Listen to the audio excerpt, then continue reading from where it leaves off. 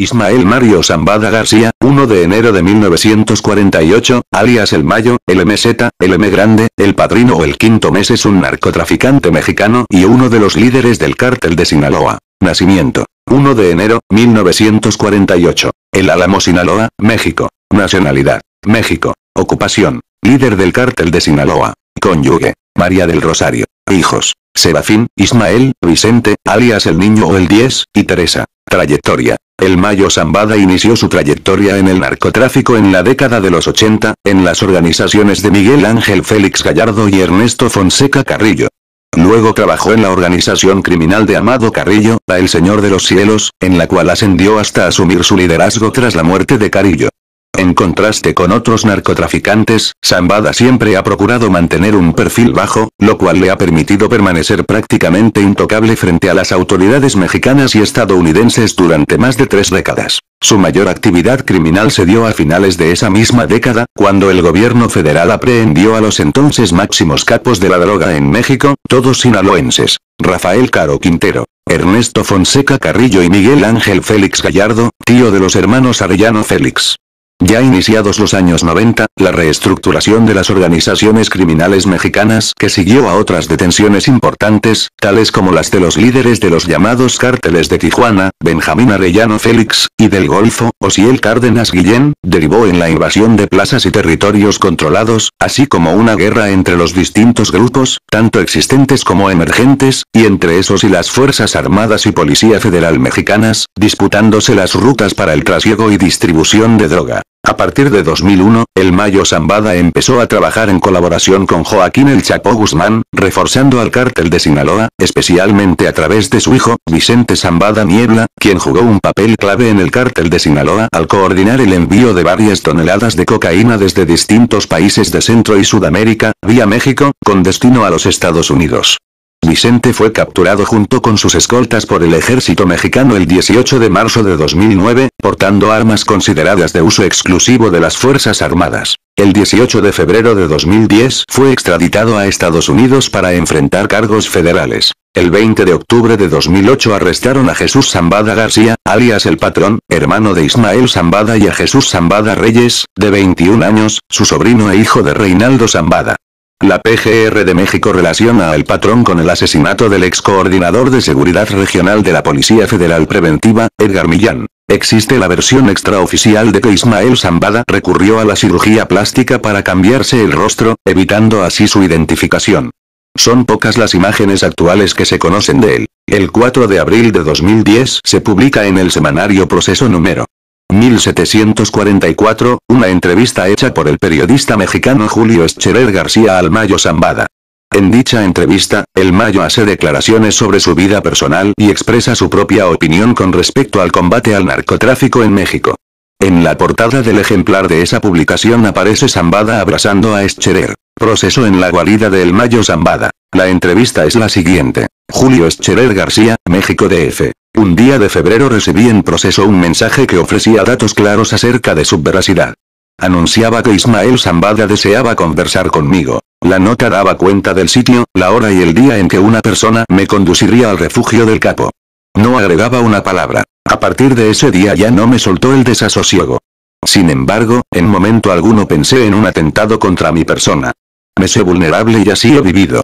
No tengo chofer, rechazo la protección y generalmente viajo solo, la suerte siempre de mi lado. La persistente inquietud tenía que ver con el trabajo periodístico.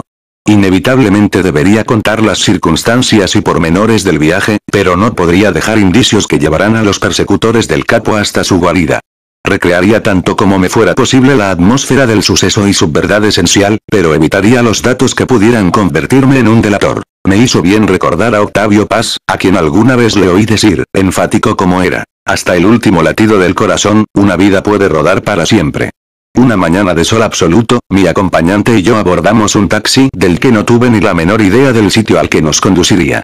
Tras un recorrido breve, subimos a un segundo automóvil, luego a un tercero y finalmente a un cuarto. Caminamos enseguida un rato largo hasta detenernos ante una fachada color claro. Una señora nos abrió la puerta y no tuve manera de mirarla. Tan pronto corrió el cerrojo, desapareció. La casa era de 2 pisos, sólida. Por ahí había 5 cuadros, pájaros deformes en un cielo azuloso. En contraste, las paredes de las 3 recámaras mostraban un frío abandono. En la sala habían sido acomodados sillones y sofás para unas 10 personas y la mesa del comedor preveía 6 comensales. Me asomé a la cocina y abrí el refrigerador, refulgente y vacío. La curiosidad me llevó a buscar algún teléfono y solo advertí aparatos fijos para la comunicación interna. La recámara que me fue asignada tenía al centro una cama estrecha y un buró de 3 cajones polvosos. El colchón, sin sábana que lo cubriera, exhibía la pobreza de un cobertor viejo. Probé el agua de la regadera, fría, y en el lavamanos vi 4 botellas de Bonafont y un jabón usado. Hambrientos, el mensajero y yo salimos a la calle para comer, beber lo que fuera y estirar las piernas. Caminamos sin rumbo hasta una fonda grata, la música a un razonable volumen. Hablamos sin conversar, las frases cortadas sin alusión alguna a Zambada, al narco, la inseguridad, el ejército que patrullaba las zonas periféricas de la ciudad. Volvimos a la casa desolada ya noche. Nos levantaríamos a las 7 de la mañana. A las 8 del día siguiente desayunamos en un restaurante como hay muchos. Yo evitaba cualquier expresión que pudiera interpretarse como un signo de impaciencia o inquietud, incluso la mirada insistente a los ojos, una forma de la interrogación profunda. El tiempo se estiraba, indolente, y comíamos con lentitud. Las horas siguientes transcurrieron entre las 4 paredes ya conocidas. Yo llevaba conmigo un libro y me sumergí en la lectura, a medias. Mi acompañante parecía haber nacido para el aislamiento. Como si nada existiera a su alrededor, llegué a pensar que él mismo pudiera haber desaparecido sin darse cuenta, sin advertirlo. Me duele escribir que no tenía más vida que la servidumbre, la existencia sin otro horizonte que el minuto que viene. Ya nos avisarán, me dijo sorpresivamente, la llamada vendrá por el celular. Pasó un tiempo informe, sin manecillas. Paciencia, me decía. Salimos al fin a la oscuridad de la noche. En unas horas se cruzarían el ocaso y el amanecer sin luz ni sombra, quieto el mundo. Viajamos en una camioneta, seguidos de otra. La segunda desapareció de pronto y ocupó su lugar una tercera. Nos seguía, constante, a 100 metros de distancia. Yo sentía la soledad y el silencio en un paisaje de planicies y montañas. Por veredas y caminos sinuosos ascendimos una cuesta y de un instante a otro el universo entero dio un vuelco. Sobre una superficie de tierra apisonada y bajo un techo de troncos y bejucos, habíamos llegado al refugio del capo, cotizada su cabeza en millones de dólares, famoso como el Chapo y poderoso como el colombiano Escobar, en sus días de auge zar de la droga. Ismael Zambada me recibió con la mano dispuesta al saludo y unas palabras de bienvenida. Tenía mucho interés en conocerlo.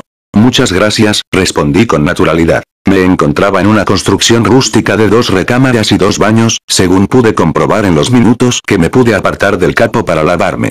Al exterior había una mesa de madera tosca para 6 comensales y bajo un árbol que parecía un bosque, 3 sillas mecedoras con una pequeña mesa al centro. Me quedó claro que el cobertizo había sido levantado con el propósito de que el capo y su gente pudieran abandonarlo al primer signo de alarma. Percibí un pequeño grupo de hombres juramentados. A corta distancia del narco, los guardaespaldas iban y venían, a veces los ojos en el jefe y a ratos en el panorama inmenso que se extendía a su alrededor. Todos cargaban su pistola y algunos, además, armas largas.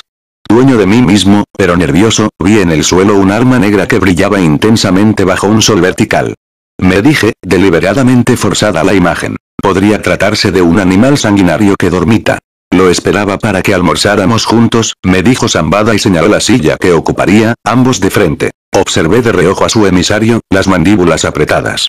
Me pedía que no fuera a decir que ya habíamos desayunado. Al instante fuimos servidos con vasos de jugo de naranja y vasos de leche, carne, frijoles, tostadas, quesos que se desmoronaban entre los dedos o derretían en el paladar, café azucarado. Traigo conmigo una grabadora electrónica con juego para muchas horas, aventuré con el propósito de ir creando un ambiente para la entrevista.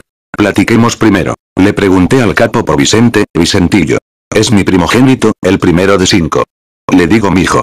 También es mi compadre. Zambada siguió en la reseña personal. Tengo a mi esposa, 5 mujeres, 15 nietos y un bisnieto. Ellas, las 6, están aquí, en los ranchos, hijas del monte, como yo. El monte es mi casa, mi familia, mi protección, mi tierra, el agua que bebo. La tierra siempre es buena, el cielo no. No le entiendo.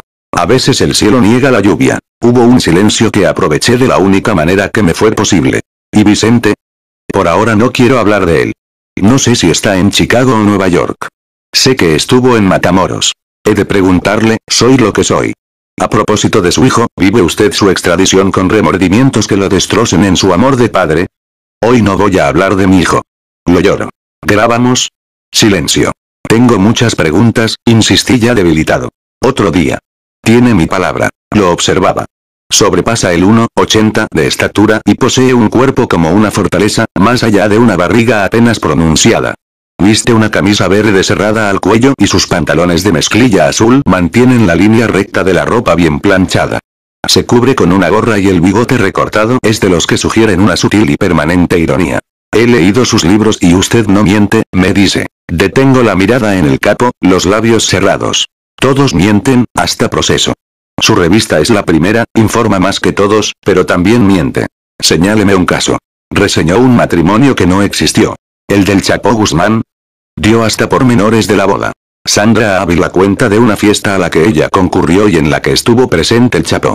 Supe de la fiesta, pero fue una excepción en la vida del Chapo. Si él se exhibiera o yo lo hiciera, ya nos habrían agarrado. ¿Algunas veces has sentido cerca al ejército? 4 veces. El Chapo más. ¿Qué tan cerca? Arriba, sobre mi cabeza. Muy por el monte, del que conozco los ramajes, los arroyos, las piedras, todo. A mí me agarran si me estoy quieto o me descuido, como al Chapo. Para que hoy pudiéramos reunirnos, vine de lejos. Y en cuanto terminemos, me voy. ¿Teme que lo agarren? Tengo pánico de que me encierren. Si lo agarraran, ¿terminaría con su vida? No sé si tuviera los arrestos para matarme. Quiero pensar que sí, que me mataría. Advierto que el capo cuida las palabras. Empleó el término arrestos, no el vocablo clásico que naturalmente habría esperado. Zambada lleva el monte en el cuerpo, pero posee su propio encierro. Sus hijos, sus familias, sus nietos, los amigos de los hijos y los nietos, a todos les gustan las fiestas. Se reúnen con frecuencia en discos, en lugares públicos y el capo no puede acompañarlos.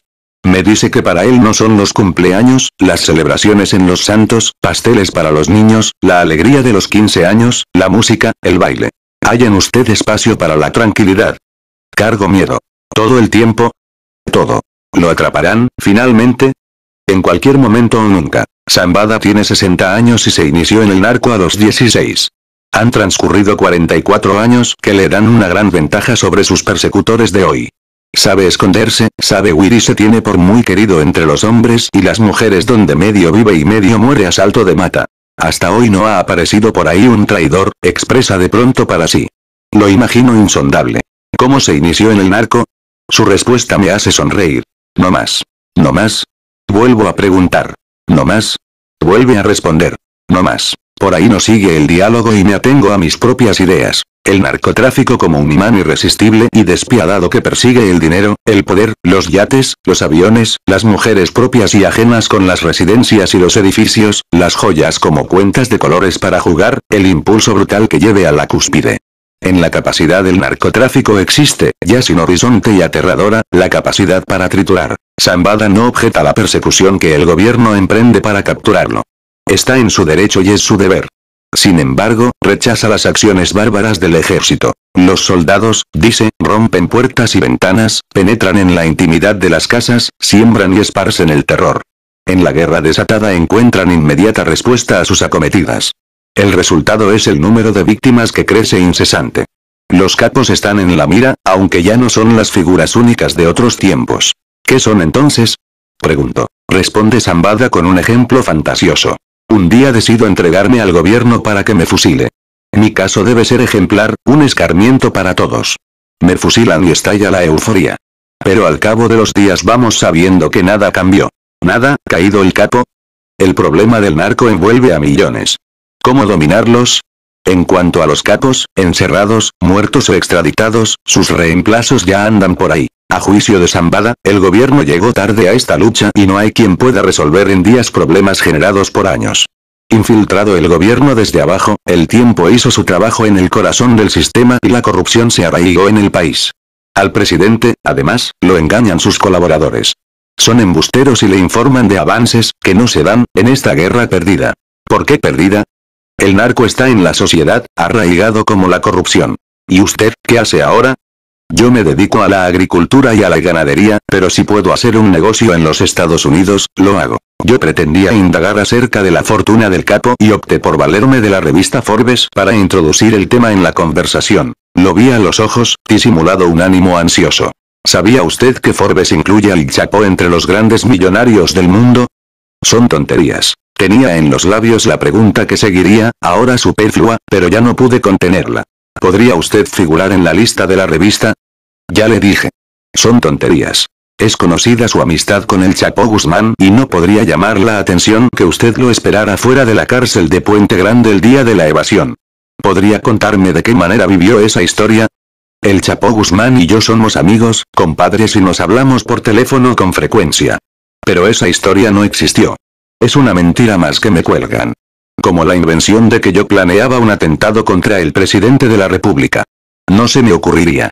Zulema Hernández, mujer del Chapo, me habló de la corrupción que imperaba en Puente Grande y de qué manera esa corrupción facilitó la fuga de su amante. ¿Tiene usted noticia acerca de los acontecimientos de ese día y cómo se fueron desarrollando? Yo sé que no hubo sangre, un solo muerto. Lo demás, lo desconozco. Inesperada su pregunta, Zambada me sorprende. ¿Usted se interesa por el Chapo? Sí, claro. ¿Querría verlo? Yo lo vine a ver a usted. ¿Le gustaría? Por supuesto. Voy a llamarlo y a lo mejor lo ve. La conversación llega a su fin. Zambada, de pie, camina bajo la plenitud del sol y nuevamente me sorprende. ¿Nos tomamos una foto? Sentí un calor interno, absolutamente explicable. La foto probaba la veracidad del encuentro con el capo. Zambada llamó a uno de sus guardaespaldas y le pidió un sombrero. Se lo puso, blanco, finísimo. ¿Cómo ve? El sombrero es tan llamativo que le resta personalidad. Entonces con la gorra. Me parece. El guardaespaldas apuntó con la cámara y disparó. Ismael Zambada García es uno de los capos más buscados en México y en los Estados Unidos, donde se ofrece una recompensa de $5 millones a quien proporcione información que lleve a su captura.